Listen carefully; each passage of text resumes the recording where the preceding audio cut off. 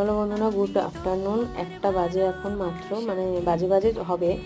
তো বসে গেছি সাজুগুজু করতে, কারণ মামা বাড়ির ছোট মামার মেয়ের আজকে হচ্ছে রেজিস্ট্রি, তো তার জন্য যাব হচ্ছে দমদম।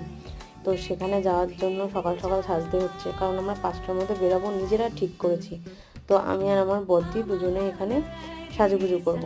তো দেখো আমার হেয়ার স্টাইল হচ্ছে, তো আমার হেয়ার স্টাইল ডান, আর এখন হবে হচ্ছে মেকআপ। তো তার আগে দিদিকে হেয়ার স্টাইল করা হয়ে গেছে, সেটা পরে দেখাবো দেখি।